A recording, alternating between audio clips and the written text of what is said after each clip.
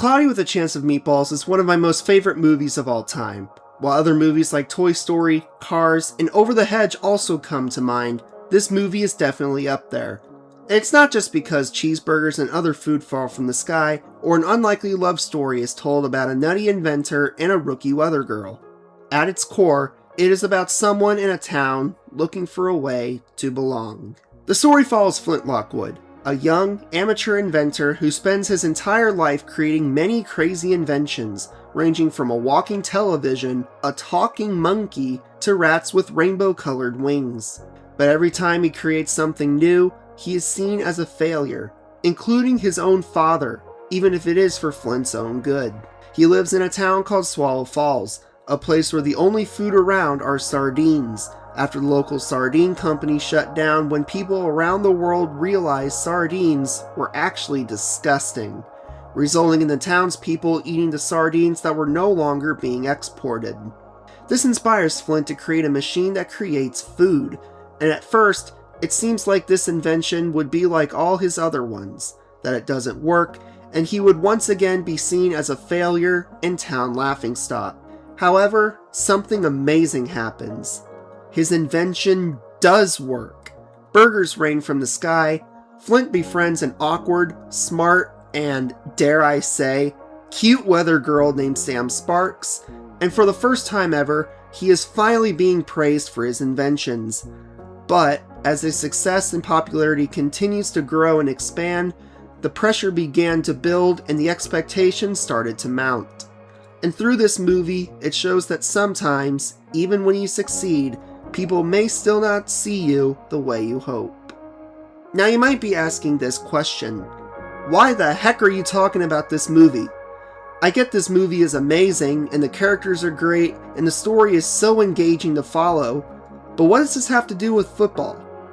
Well, I bring this movie up because something similar happened in the NFL.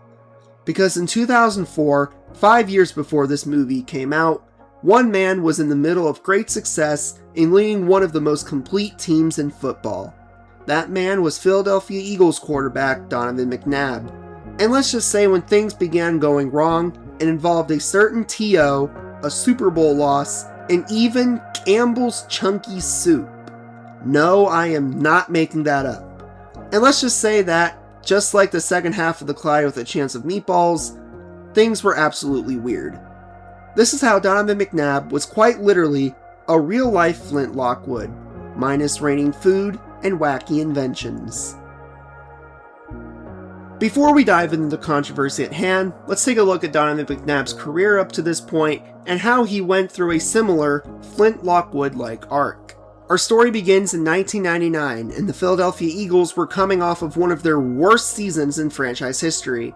The team had gone 3-13 the year before and had just fired their head coach, Ray Rhodes. In 1998, the offense was absolutely abhorrent, ranking near the bottom of every offensive category. That season, they ranked dead last out of 30 teams in total offense and, most notably, passing offense. And to make matters worse for their efforts, or lack thereof, the team wouldn't even possess the first overall pick in the draft, as that would be granted to the Cleveland Browns, who were essentially a de facto expansion team after their chaotic move to Baltimore. And this is significant because the Eagles needed a quarterback, as the team had a quarterback room made up of Coy Detmer, Bobby Hoying, and Rodney Peete, the latter of whom was on the wrong side of 30 at age 32.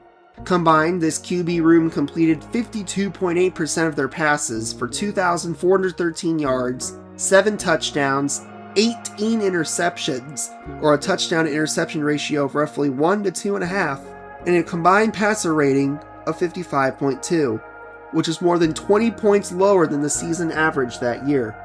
Needless to say, the Eagles desperately needed a quarterback, about as much as a sardine needs to swim in water to survive. And with the second selection, after the Browns used the first pick on Kentucky quarterback Tim Couch, Philly selected the quarterback out of Syracuse, Donovan McNabb. Now, McNabb's first impression on the fans was a very sour one, as quite famously, they booed him on draft night, and there was a reason for that. Many people expected the Eagles to take Texas running back and Heisman Trophy winner Ricky Williams, a dynamic runner who was dominant during his time in college, since the Eagles did rank in the bottom third in rushing offense in 1998, ranking 21st in rushing yards. But instead, NFL Commissioner, and now the late, Paul Tagliabue made the somewhat surprising announcement that the team had drafted a quarterback. And it seemed like before the man had even thrown a single pass or a single touchdown, the fans had already made up their minds about him. He would be a failure. He wouldn't accomplish anything. The team would never get any better with this quarterback now in charge. However, it didn't take long for those doubts from both the fans, and perhaps even himself, to be silenced.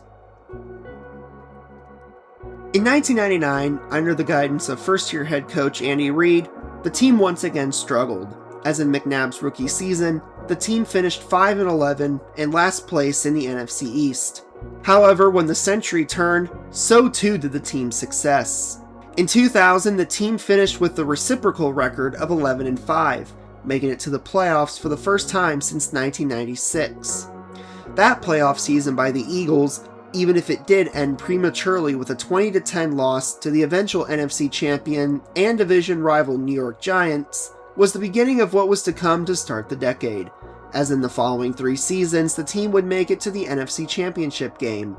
However, the team experienced heartbreak in the conference's final game, as they would lose to the St. Louis Rams in 2001, the eventual Super Bowl champion Tampa Bay Buccaneers in 2002, and the Carolina Panthers in 2003. And all the while, Donovan McNabb was able to lead a team to success, get the praise and adoration of the fans, and even began getting sponsorship deals.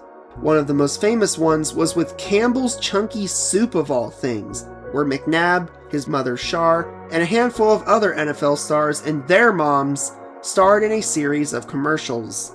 In them, he was portrayed as likable and wholesome, all while receiving praise from other people and fans.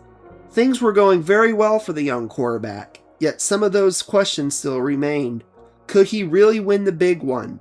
Could he finally get over the top and make a Super Bowl? Can he get that NFC Championship monkey off his back?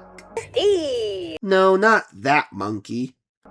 Because even though his team was winning games and making the playoffs like clockwork, a bit of doubt still lingered. He had the team, the support, and even the soup that eats like a meal. And it seemed like he had a sense of being accepted in Philadelphia. However, it felt like a false acceptance, as if the acceptance he was given may not have felt as though it seemed. Little did anyone know, was just like in the Cloudy movie, with Flint's machine and constant striving for success. Things were about to get crazy. And this is where we come to 2004. Entering the 2004 season, expectations for the Eagles were through the roof. The team had made the playoffs the past 4 years, and the conference championship game the past 3. Many believed this team had a chance to make the Super Bowl, especially with players like McNabb, running back Brian Westbrook, and linebacker Jeremiah Trotter leading the team. However, a new player on the Eagles was considered by many to be the missing piece to put the team over the top. Terrell Owens. I don't even need an introduction into who this player is, but to put it short, this man was a very good football player. The former Chattanooga receiver had been a headliner since being drafted by the San Francisco 49ers in the 3rd round of the 1996 NFL Draft, for better or worse. But after a contract and trade dispute in the 2004 offseason, T.O., as I'll be calling him from here on out, would join the Eagles in March. The team was so confident in this move that when linebacker Ike Reese heard the news, he said he, cornerback Brian Dawkins, and I both agreed that if we get this guy, there was no doubt about it. We were going to the Super Bowl. And true to Reese's words, T.O. made a big impact for the Eagles and helped McNabb thrive that season. In the 14 games he played in the regular season, T.O. caught 77 passes for 1,200 yards and 14 touchdowns. However, in a Week 15 win over the Dallas Cowboys, he would suffer a season-ending ankle injury on a horse collar tackle by Cowboys safety Roy Williams.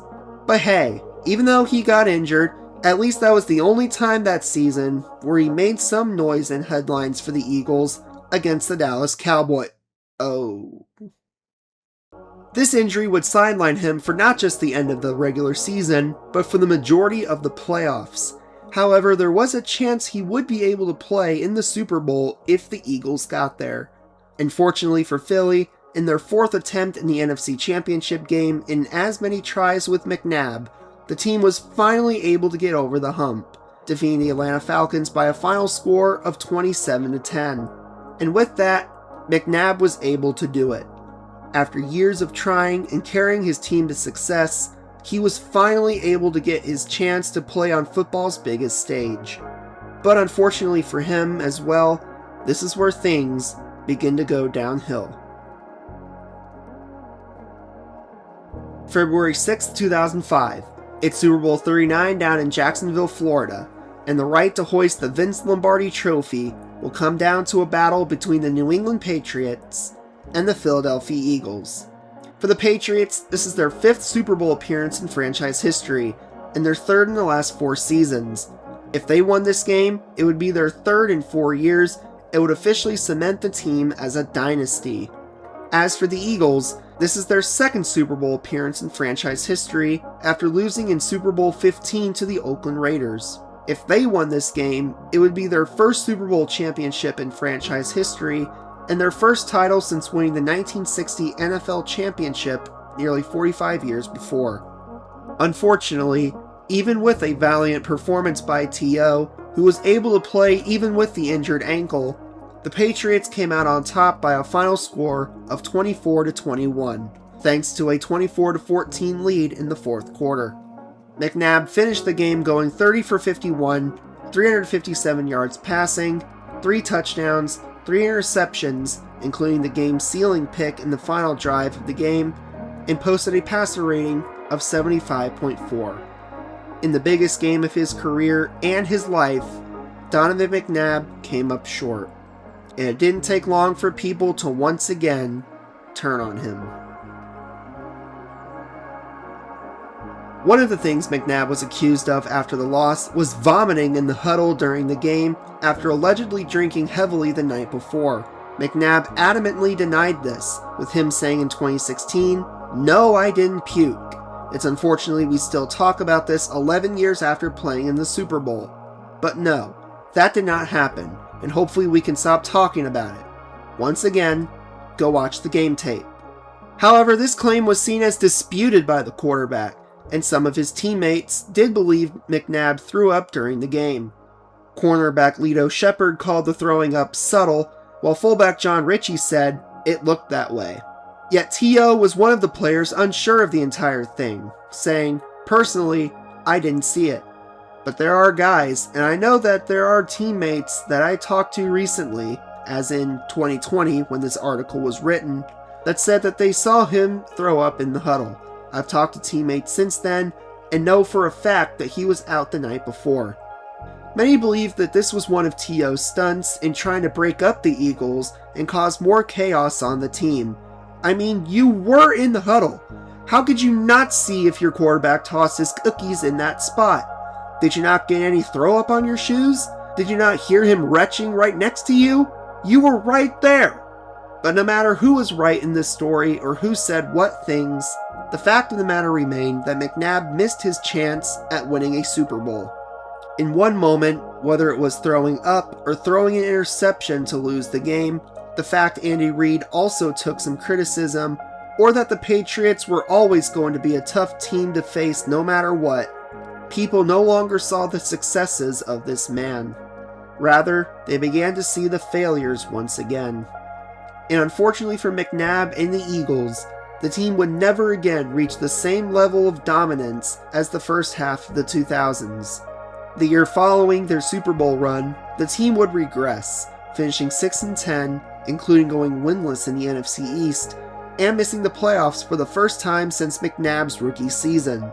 His numbers took a noticeable dip, as in the 9 games he started before suffering a season-ending injury in a Week 10 Monday night home loss to the Cowboys. He completed just 59.1% of his passes for 2,507 yards, 16 touchdowns, 9 interceptions, and a passer rating of 85, compared to completing 64% of his passes for 3,875 yards, 31 touchdowns, 8 interceptions, and a passer rating of 104.7 the year before.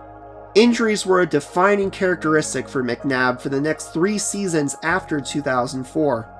And even though the Eagles made the playoffs in 3 of his final 4 seasons in Philly, with the exception being 2007, including an appearance in the 2008 NFC Championship game where they would lose to the Arizona Cardinals, the team was never the same after that Super Bowl loss. Eventually, McNabb parted ways with the Eagles after the 2009 season, playing with NFC East division rival Washington in 2010, the Minnesota Vikings in 2011, where he would lose his starting spot to rookie QB Christian Ponder after a woeful 1-5 start, and eventually signed onto the practice squad of his hometown Chicago Bears, before eventually retiring from football in 2013, never again making a Super Bowl. So why did I bring up the Cloudy with a Chance of Meatballs movie at the top of the video and put in some subtle references to it up until now? Because after Flint was able to shut down his machine, he understood something, that being accepted is not the same as being understood. Whether it was his goal or not, McNabb spent his entire career chasing success, trying to prove he belonged in the National Football League. And for a while, maybe he did. Maybe he found the success and acceptance from a team and a fan base. But sometimes, that might not be enough to change how people see you. And sometimes, all it takes is one moment for a legacy and a story to change. Because when it came to Super Bowl XXXIX, it's safe to say that unlike Flint Lockwood, who got the happy ending, the friends, and the love of his father and the girl, McNabb's career spiraled out of control like a giant food storm. Be sure to like this video down below and subscribe if you haven't done so already. If you enjoy in-depth football stories, analysis, and predictions, this channel is for you. If you have any suggestions on forgotten NFL stories you want me to cover in the future, leave them in the comments down below. Thank you for watching, and until we meet again, may the grace of our Lord Jesus Christ, the love of God, and the fellowship of His Holy Spirit be with you all.